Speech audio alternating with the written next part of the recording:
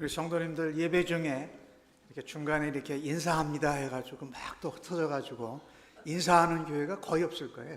근데 저희 교회는 또 그렇게 하고 싶기도 하고 영어부랑 한어부랑 나눠서 말씀을 들어야 되니까 이 시간이 또 그렇게 즐거운 시간이기도 합니다. 자, 오늘 저희들에게 주시는 하나님의 말씀을 함께 같이 받겠습니다. 사도행전 7장 51절로 8장 1절까지의 말씀입니다. 신약 성경으로 199면에 나오고 있는데 자리에서 모두 함께 일어나셔서 날 사랑하심 찬송하시고 하나님 말씀 교독해서 받겠습니다. 날 사랑하심 날 사랑하심 날 사랑하심 성경에 쓰였네. 오늘도 기록된 하나님의 말씀을 읽을 때에 우리 모두에게 하나님의 은혜와 사랑과 생명의 말씀이 생생하게 새겨지기를 간절히 바랍니다. 목이 곧고 마음과 귀에 할례를 받지 못한 사람들아, 너희도 너희 조상과 같이 항상 성령을 거스르는도다. 너희 조상들이 선지자들 중에 누구를 박해하지 아니하였느냐? 의인이 오시리라고 예고한 자들을 그들이 죽였고 이제 너희는 그 의인을 잡아준 자요 살인한 자가 되느니 너희는 천사가 전한 율법을 받고도 지키지 아니하였도다 하니라. 그들이 이 말을 듣고 마음에 찔려 그를 향하여 이를 갈거늘 스데반이 성령 충만하여 하늘을 우러러 주목하여 하나님의 영광과 및 예수께서 하나님의 우편에 서신 것을 보고 말하되 보라 하늘이 열리고 인자가 하나님의 우편에 서신 것을 보노라 한데 그들이 큰 소리를 지르며 귀를 막고 일제히 그에게 달려들어 성 밖으로 내치고 돌로 칠세. 증인들이 옷을 벗어 사울이라 하는 청년의 발 앞에 두니라. 그들이 돌로 스데반을 치니 스데반이 부르짖어 이르되 주 예수여 내 영혼을 받으시옵소서 하고 무릎을 꿇고 크게 불러 이르되 주여 이 죄를 그들에게 돌리지 마옵소서. 이 말을 하고 자니라. 사울은 그가 죽임당함을 마땅히 여기더라. 아멘. 자리에 앉으실 수 있기를 바랍니다.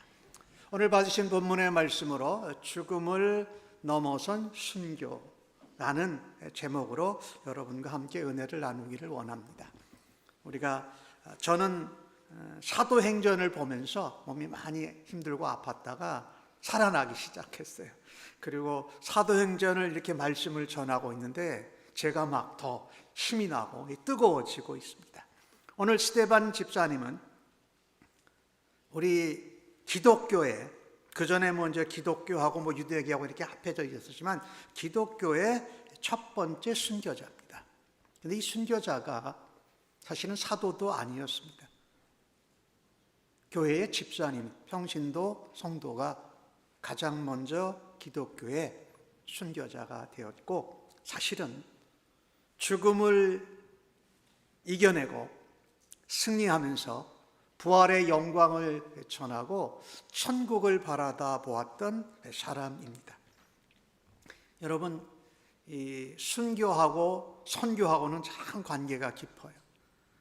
다른 말로 제가 표현하려고 하는 것이 아니라 순교를 조금만 바꾸면 모음을 바꾸면 뭐가 되죠? 선교가 되죠.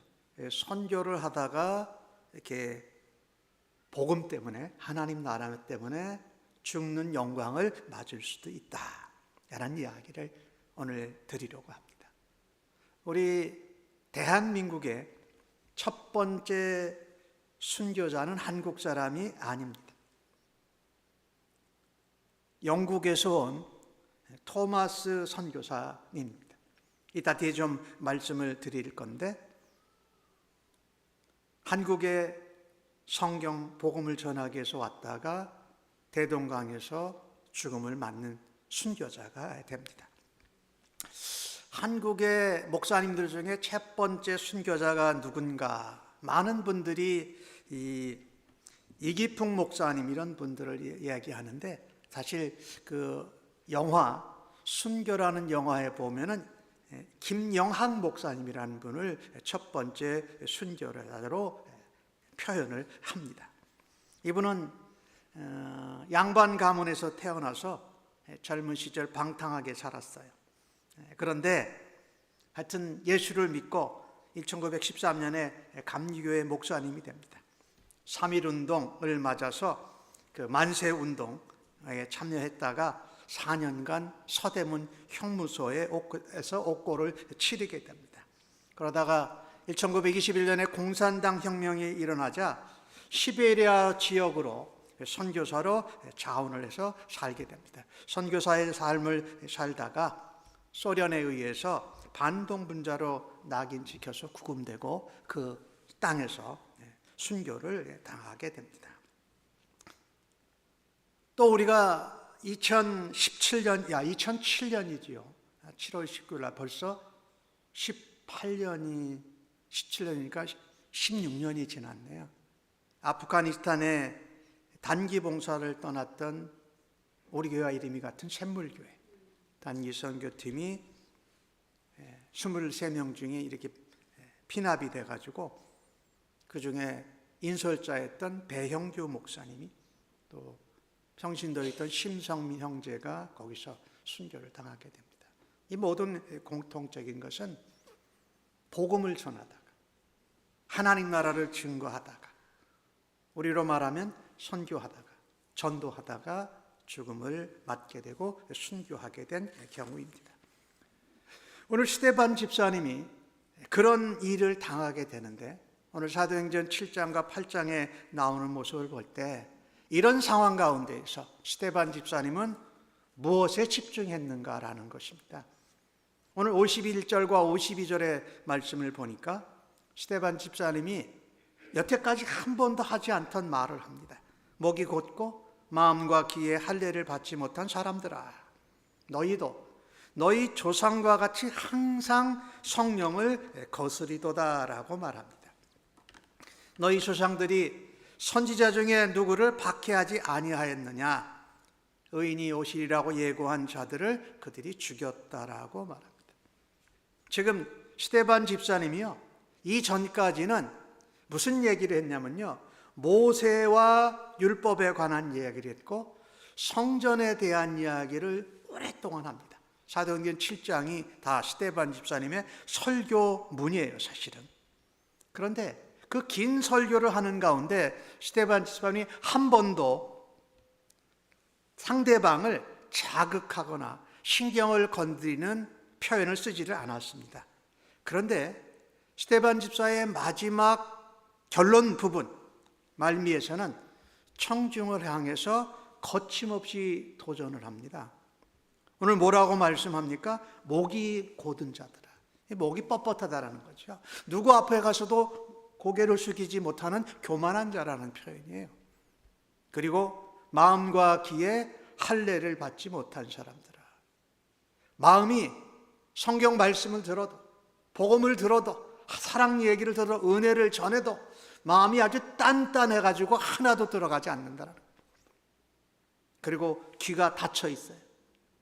할례를 받지 못했다는 이야기는 귀가 아주 그냥 단단히 막혀 있다는 이야기죠.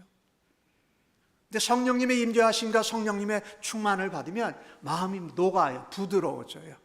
그리고 귀가 열어져요. 그래서 사랑, 은혜, 복음, 하나님 나라, 회개 뭐 이런 것을 들으면 이거 어떡하지? 사도행전에 그런 얘기를 나오잖아요. 베드로가 이 설교를 했더니 듣는 사람들이 우리가 어찌할꼬라고 하는 건 마음과 귀가 침례를 받은 거예요. 할례를 받은 거예요. 근데 단단하고 단단히 막혀 있으면 듣지 않는다라는 거죠.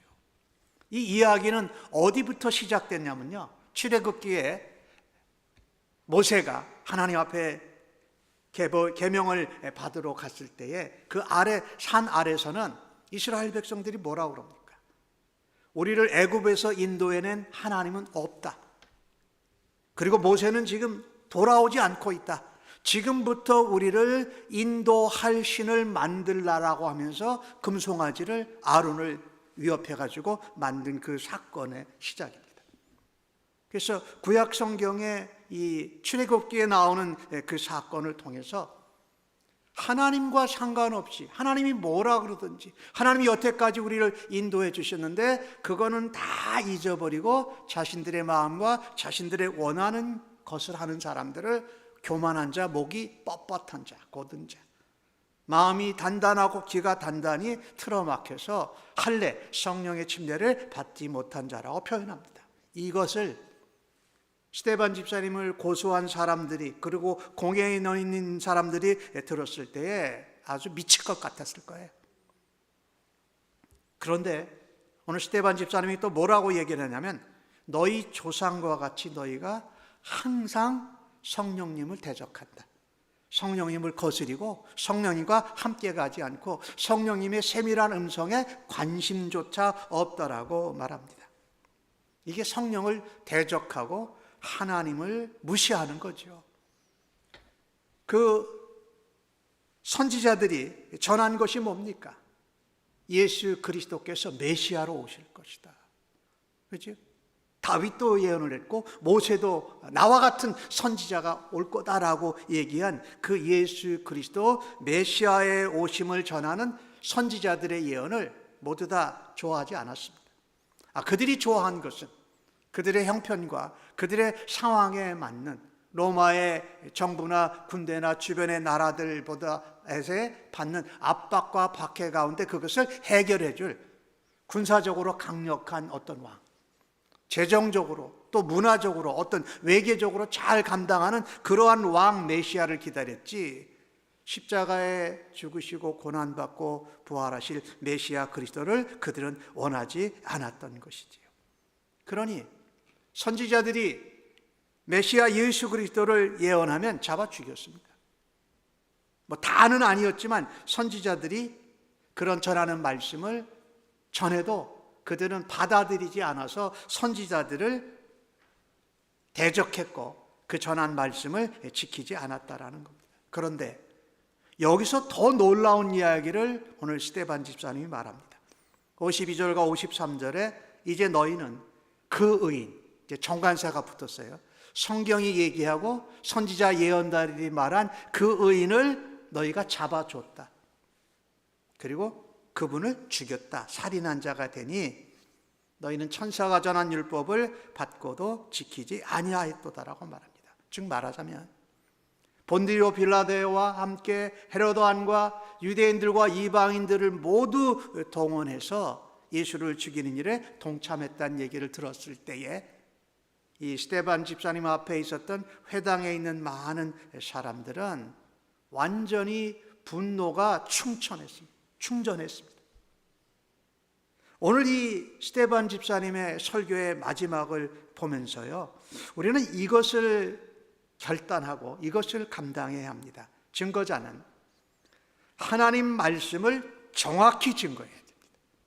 스데반 집사님이 모세의 율법, 성전 이것을 대해서 사도행전 7장 길게 얘기했는데 제일 중요한 말은 마지막에 했어요. 오늘 51절과 53절에 나오는 내용이지요. 너희가 목이 뻣뻣하고 마음과 귀에 할례를 받지 못했다. 저는 우리 모두가 목이 좀 부드럽고 마음과 귀가 항상 성령의 침례를 받아서 열어지고 부드러워지기를 주님의 이름으로 간절히 축복합니다. 항상 성령님이 말씀하시면 하나님, 성령님, 예수님, 제가 이거 이해는 안 되지만 말씀하시니까, 인도하시니까 일단 순종하고 따라가겠습니다 하는 겸손한 목, 또 마음이 부드러운, 또 언제든지 그 말씀을 들을 때 아멘으로 화답할 수 있어야 할 것이라는 것입니다. 그런데 오늘 스데반 집사님이 그거를 뭐라 그러냐면 너희가 예수를 죽였다, 메시아를 죽였다라고 말한 것입니다. 그래서 그 의인이니까 누굽니까? 메시아로 오신 예수 그리스도입니다. 말씀대로 육신이 되어서 사람의 몸을 입고 이 땅에 오셔서 우리의 모든 죄를 사망을 감당하시고 죽으시고 부활하신 예수 그리스도. 오늘 앞에 부분에 경배와 찬양하는데 소망에 닻을 주리라. 그분이 뭐예요? 예수님이라는 거예요. 그걸 하는데 마음이 저는 뜨거워졌어요. 맞아. 소망에 닿은 우리 예수님밖에 없다라는 찬송을 하는데 마음이 신이 나고 뜨거워졌어요. 그 예수를 받아들이지 않은 겁니다. 아니, 받아들이지 않은 정도가 아니라 잡았습니다. 그리고 십자가에 못 박아라라고 외쳤던 사람들이라고 스데반 집사님이 결론에 그 말을 전한 겁니다. 이것은요, 회개하라고 스데반 집사님이 함께 기회를 준 거예요. 여러분 결단하십시오라고 초청한 거예요. 그리고 한편으로는 도전한 거죠. 근데 이것을 전혀 받아들이지 않았어요. 오늘 성경은 말하기를 율법을 받고도 지키지 아니하였다. 하나님이 아브라함을 부르시고 모세와 선지자들을 통해서 이스라엘 백성을 하나님의 율법, 말씀을 맡은 자로 택하셨는데 그들은 그것만 자랑하고 특권만 누리고 율법을 지키지 않고 말씀을 전하지 않고 자기들만 특권층이라고 생각을 했던 것이지요. 이게 문제였다는 거죠. 율법을 지키지 않고 사실 말씀이 되시고 율법의 마침이 되시고 율법의 완성이 되신 예수 그리스도를 붙잡아 죽이는 일에 그들이 참여했다라고 하니까 오늘 스데반 집사님이 그들에게 뭐라고 말합니까? 너희들이 살인자다라고 말합니다. 이 살인자라고 말했을 때 그들은 십계명 생각했을 것 같아요. 살인하지 말라라는 계명이 십계명인데 우리가 살인자라고 했다라는 것이지요. 자, 여기서 스데반 집사님은 하나님의 말씀을 증거하는 사람이었습니다. 말씀을 증거하는 사람은요, 영혼을 살리는 사람입니다. 죄에 빠져 있다. 그 살인자의 자리에서 빠져나와야 된다라는 것을 정확하게 알려주고 거기서 나올 수 있도록 이끌어주는 것이 증거자의 책임이고 역할이라는 겁니다. 저는 목회를 하면서 여러분들에게 설교하는 일을 많이 감당하고 있는데 설교자도 그렇다는 거예요. 성도님들이 듣고 싶어하는 얘기, 좋아하는 말을 전하는 것도 필요하겠지요.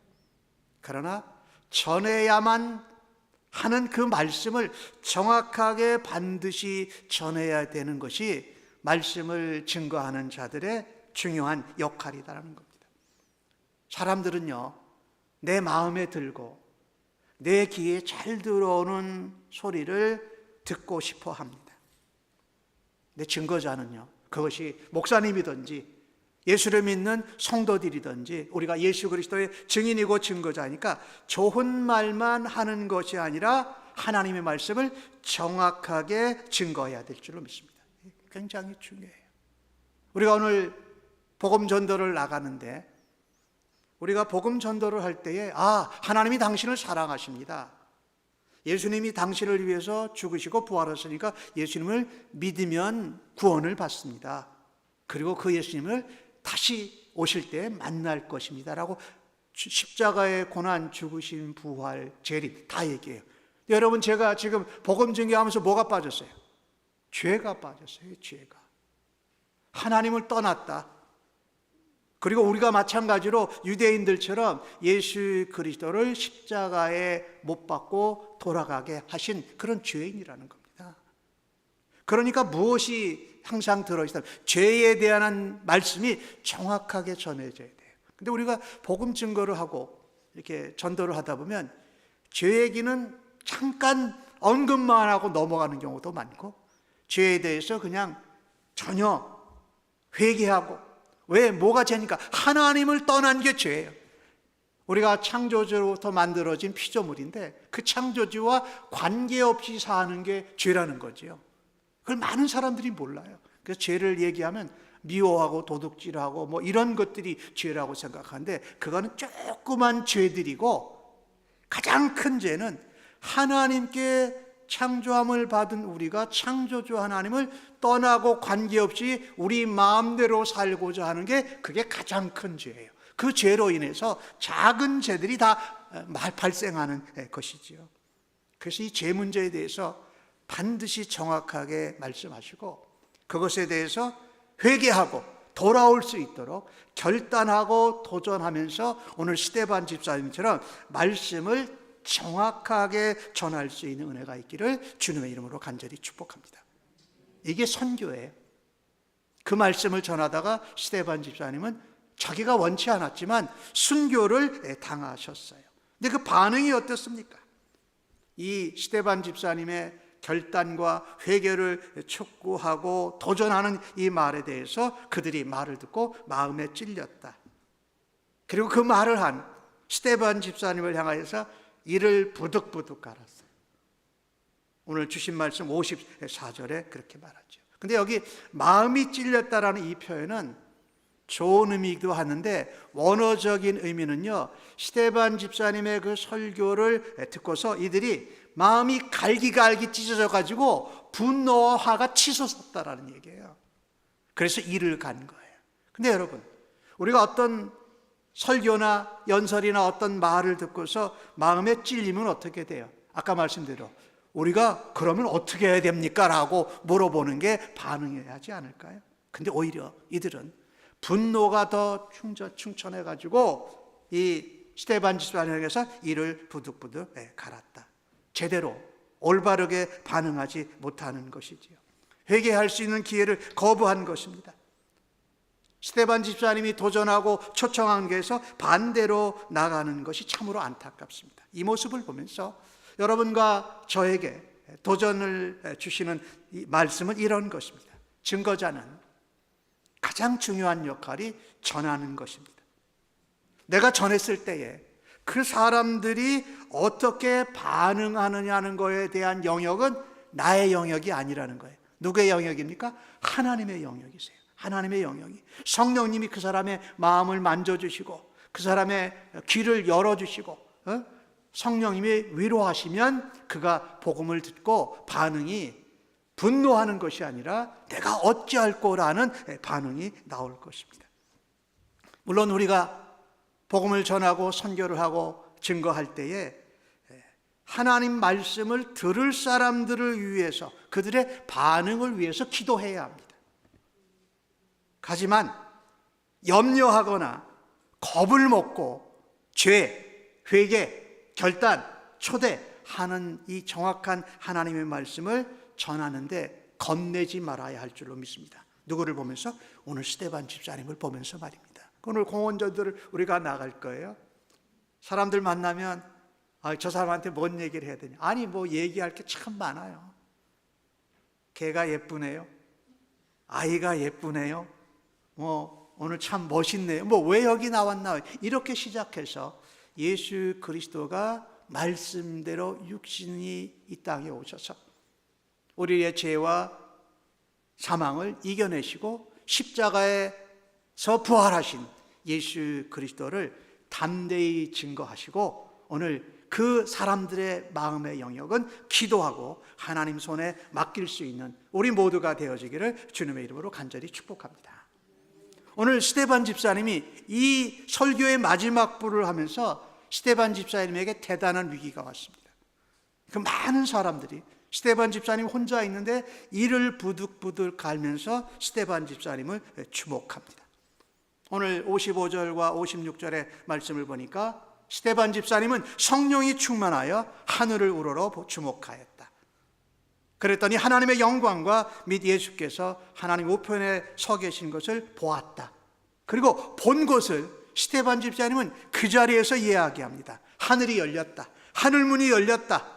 그리고 인자가 하나님 우편에 서서 계신 것을 내가 본다. 다른 사람이 보지 못한 하나님 나라 천국을 스데반 집사님은 그 자리에서 보게 된 것이지요. 오늘 이 스데반 집사님을 보면서 증거자인 우리들은요, 최악의 상황이 오더라도 하늘을 주목해야 합니다. 반드시 최악의 상황에서도 반드시 하늘을 주목해야 한다라는 것입니다. 왜? 하늘을 주목하면 하나님이 하늘문을 열어주세요. 하나님이 거기에 부활하신 예수님, 다시 재림하실 예수님이 천국에서 우리를 맞아주고 계신 것을 보여주실 줄로 믿습니다. 그러니까 하늘을 주목하면 최악의 상황 가운데서도 죽음으로 우리에게 힘을 발휘하지 못한다. 죽음을 넘어서는 모습을 우리 스데반 집사님을 통해서 보게 되는 것이죠. 죽음을 이겨내고 부활하신 예수님, 그것을 믿는 우리들에게 천국을 보여주신다는 것은 우리가 죽음을 넘어서 부활신앙으로 예수님과 함께 영원히 거하게 될 것을 보여주신 사건이라는 겁니다.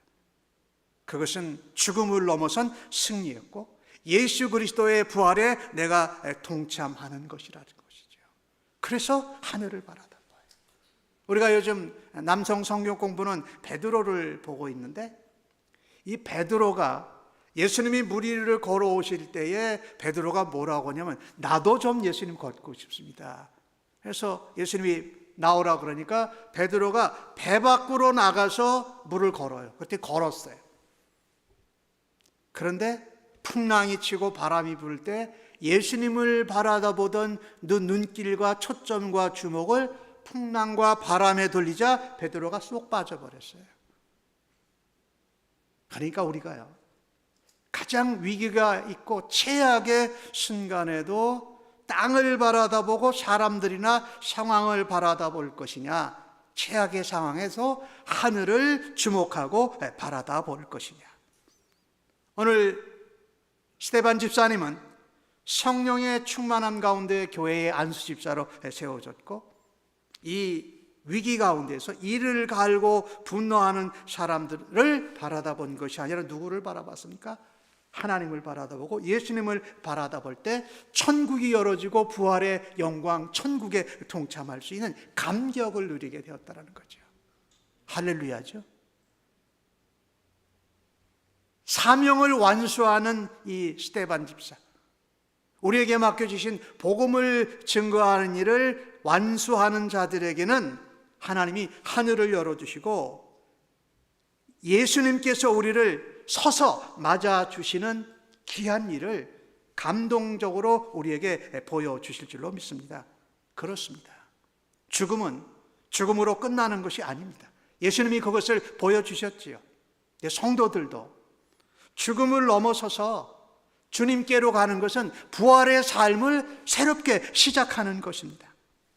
여러분, 주님의 영접을 받으면서 하나님의 영광을 바라보면서 하나님 품에 안기는 것은 성도의 가장 큰 상이요 특권인 줄로 믿습니다. 저는 모두가 순교해야 된다는 이야기를 하는 것은 아니에요. 스데반 집사님도 그렇고 아까 말했던 로버트 타마스 선교사님도 죽겠다고 한 것은 아니었어요. 그런데 그런 위기의 상황 가운데에도 하늘을 바라다 보니까 그것을 감당할 수 있는 은혜와 능력을 주셔서 죽음을 넘어서는 부활의 신앙으로 하늘 영광, 하늘 천국을 바라다 보게 하면서 그 땅에 있는 일들, 땅에 있는 사람들을 바라다 보지 않더라는 것입니다. 오늘 성경의 중요한 말씀이 하나님의 영광을 보았다. 십자가에 죽으시고 부활하셔서 하늘에 승천하여 계시고 성령님을 보내주신 예수님께서 하나님 우편에 서신 것을 보았다. 이것은 우리에게 엄청난 능력이요, 엄청난 영광이요, 엄청난 은혜인 줄로 믿습니다. 그래서 여러분 신앙생활 하시다가 인생을 살아가다가 힘들고 어려운 일, 정말 여기서 그만두고 싶고 마치고 싶은 그 순간 가운데에도 그 아픔과 문제를 나를 바라다보고 나를 그렇게 괴롭게 한 사람들을 바라다보는 눈길을 멈추십니다. 눈을 들어서 하늘을 주목하시고 예수님을 바라다보시고 하나님의 영광을 경험할 수 있는 은혜가 있기를 주님의 이름으로 간절히 축복합니다. 이게 증거자가 감당해야 될 일이다. 저는 오래전에 예수를 믿게 되었는데 지금 보니까 79년에 예수를 믿었으니까 지금 몇 년이에요? 한 44년 됐네요. 44년 정도 됐는데 초창기에 제가 예수 믿을 때 좋아했던 찬송입니다. 제가 노래를 하면 설교하다가 기침할 것 같아서 오늘은 가사만 읽어드릴게요. 괴로울 때 주님의 얼굴 보라. 평화의 주님 바라보아라. 우리가 위기 가운데 주님은 우리를 평안으로 맞아주세요. 세상에서 시달린 친구들아, 위로의 주님 바라보아라. 지금 저 모인사들이 너한테 이를 갈고 돌을 던지려고 하고 있지만 내가 안다 하면서 주님이 스데반 집사님을 위로하듯이 위로의 주님을 우리가 바라보아야 할 것입니다. 2절 가사에는 이렇게 있어요. 힘이 없고 내 마음 연약할 때 능력의 주님 바라보아라. 능력의 주님. 사망과 죄의 건설을 이기시고 부활하신 우리 예수님.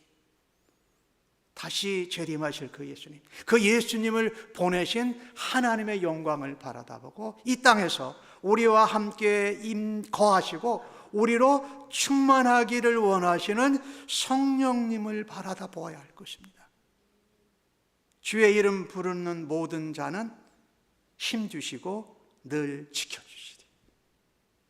참 이 가사가 오래전에, 저보다 더 오래전에 쓰여졌겠죠. 이 가사가 참 놀라워요. 괴로울 때, 시달릴 때, 힘이 없고 연약할 때 주님을 바라보라. 평화를 주시고 위로를 주신다. 그분이 감당할 수 있는 능력을 주시고 우리를 힘주시고 지켜주신다. 마지막 후렴에는 이렇게 있어요. 눈을 들어 주를 보라. 내 모든 염려 주께 맡겨라. 슬플 때에 주 예수 얼굴 보라. 사랑의 주님 안식 주리라. 할렐루야죠. 하늘을 바라보고 하나님을 바라보고 예수님을 바라다 보면 거기에 평화가 있고 위로가 있고 능력이 있고 거기에 감당할 수 있는 힘을 주시고 주님이 내가 사랑한다라고 하면서 우리를 맞아 주실 것입니다. 오늘 스데반 집사님이 그렇게 성령 충만한 가운데 하늘을 바라다 볼 때 사람들의 반응은 어떠했습니까? 큰 소리를 질렀습니다. 더 큰 소리를 지르고, 그렇지 않아도 기가 막혀 있는데 귀를 막고 달려듭니다. 그리고 스데반 집사를 성 밖으로 내몰아세웁니다. 왜?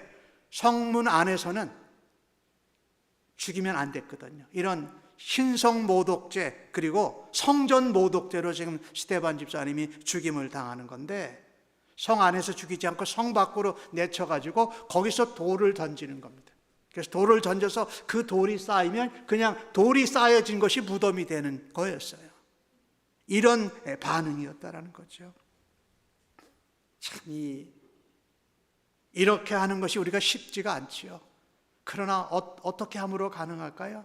성령의 충만함은 얼마든지 가능해요. 스데반 집사님도 한번 생각해 보세요. 예수님이 이 땅에 오셔서 제자들과 공생의 사역을 하신 게 대개 한 3년이에요.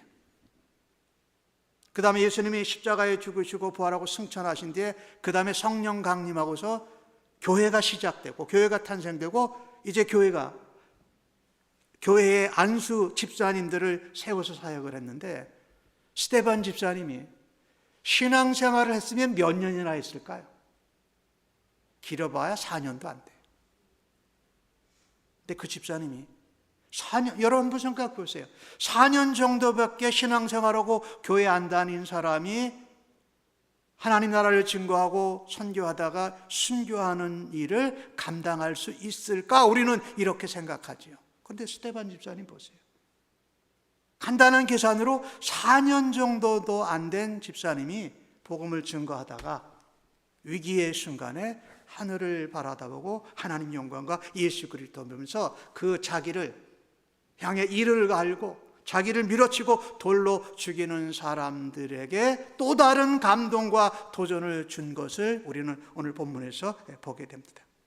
오늘 본문 가운데 꼭 이야기하고 넘어가야 될 사람이 사울입니다. 오늘 주신 말씀에 보니까 그들이 내가 저 사람을 신성 모독죄요 성전 모독죄로 죽인다라고 하면서 그 증거로 옷을 벗었어요. 돌 던지는 사람들이. 근데 그것을 누구에게 뒀냐면 청년 사울이라는 사람 앞에 둔 거예요. 그러니까 이 죽이는 자들의 증인이 또 사울이 된 거예요. 사울은 오늘 8장 1절에 보니까 뭐라 그럽니까?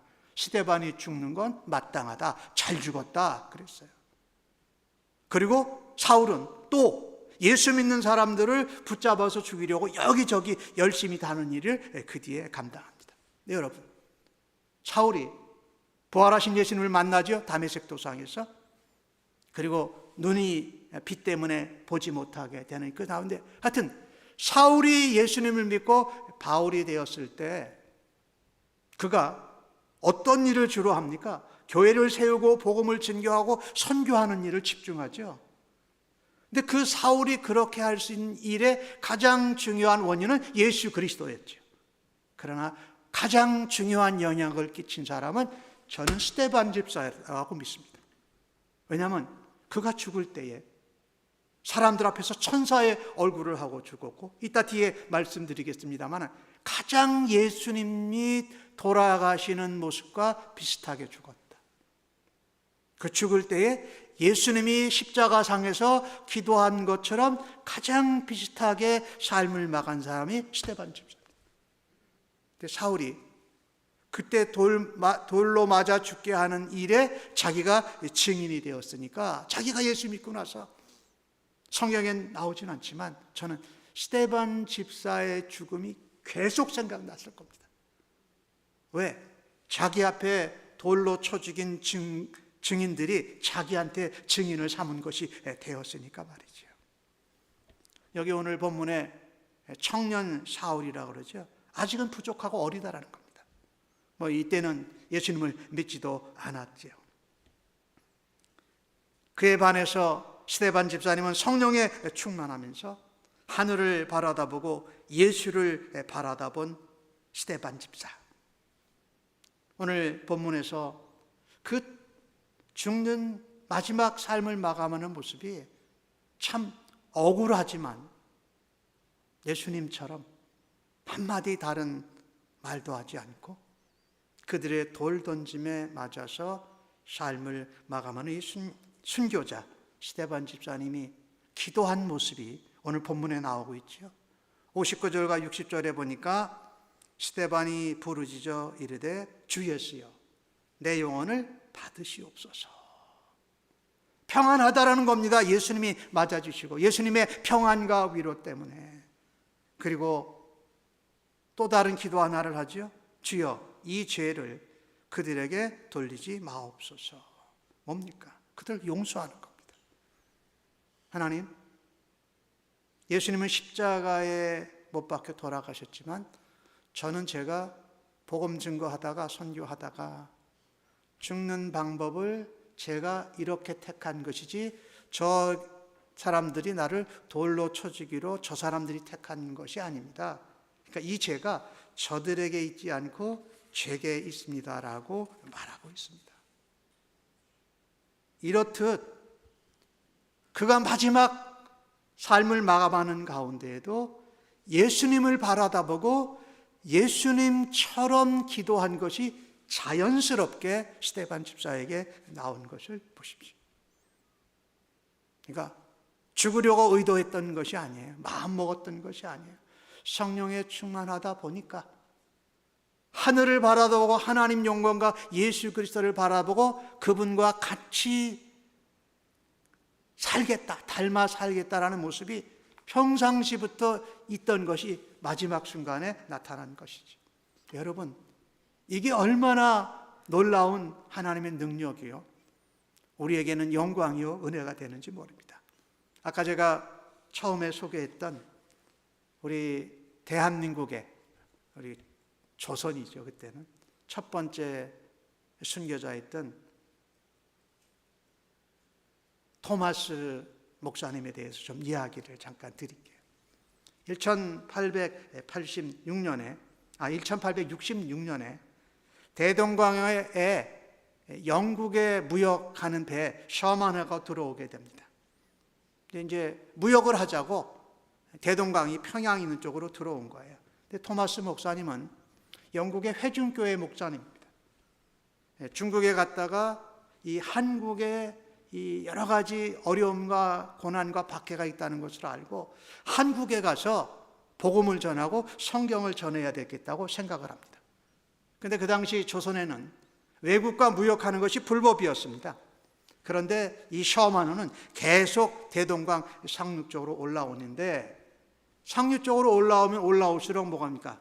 강의 깊이가 낮아지죠. 그리고 물이 빠지는 시간이 돼가지고 그 셔먼호가 좌초가 된 것입니다. 그러니까 이 조선의 병사들이 그 셔먼호를 이제 그 전서부터 공격을 했어요. 대포도 쏘고 총도 쏘고 활도 쏘고 그랬는데 셔먼호에도 대포가 있었어요. 같이 싸우다가 그 배가 이제 좌초가 됐는데, 한국의 그 군사 이제 지도자가 이 셔먼호가 좌초됐으니까 요만한 배에다가 연료, 탄을 섞어가지고 불을 붙여서 그쪽으로 보냅니다. 그래가지고 셔먼호에 이제 불이 붙은 거예요.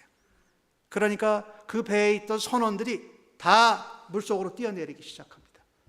뛰어내리는 사람들을 모두 다 죽였어요. 근데 마침내 이 토마스 목사님도 배에서 뛰어내리지 않을 수가 없었어요. 그런데 성경을 여러 권 가슴에 껴안고 뛰어내렸어요.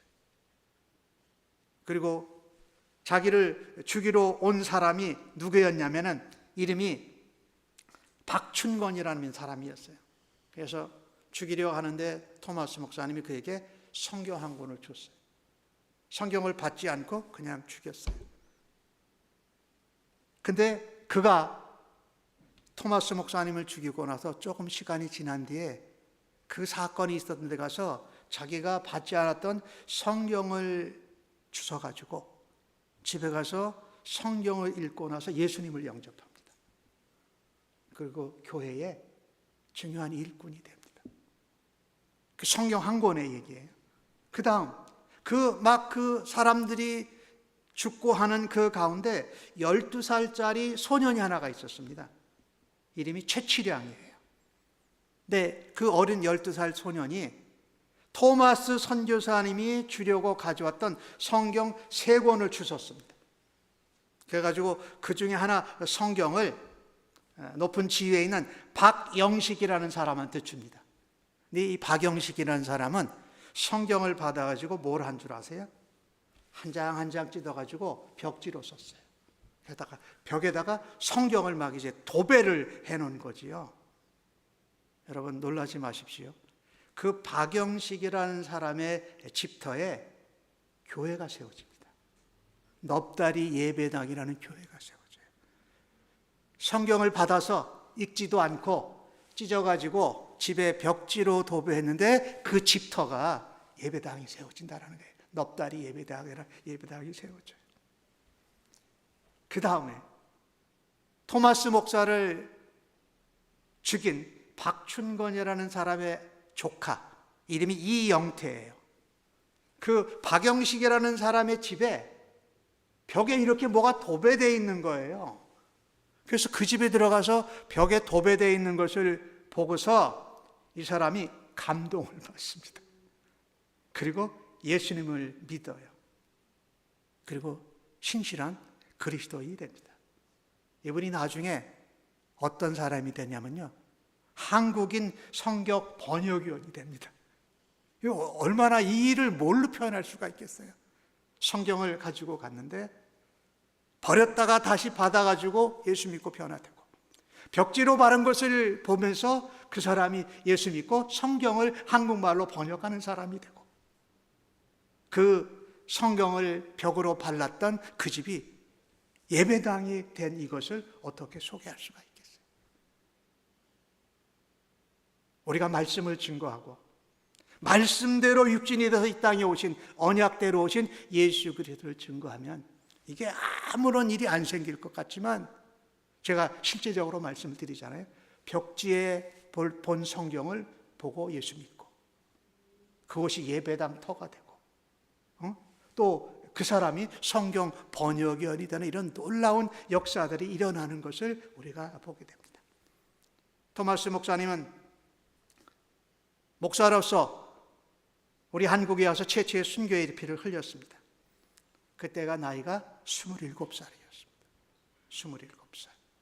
스테반 집사님도 예수 믿은 지 4년 정도 됐다라는 것입니다. 이 일이 북한 땅에 있는 평양이 모든 교회들의 중심이 되었죠. 그래서 그 당시에는 평양이 동양의 예루살렘이라고 했던 것을 우리가 기억을 합니다.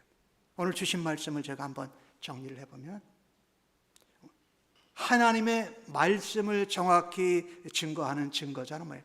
말씀, 성경을 붙들어야 돼요. 성경을 전해야 되고, 그 다음에 최악의 상황 가운데에도 말씀대로 우리를 위로하시고 평안하고 능력을 주셔서 감당하게 하시는 하나님.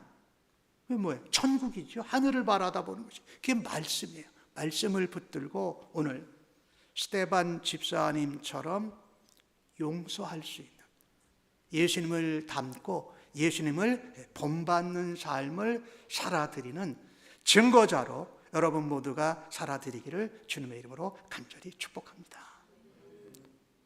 죽음을 넘어서면서 우리가 원하지 않았지만 선교하다가 순교하는 것. 이 선교라는 것은 꼭 오늘 말하는 좁은 의미의 선교가 아니라 하나님 나라와 말씀, 복음 증거하다가 순교하는 것은 영광입니다.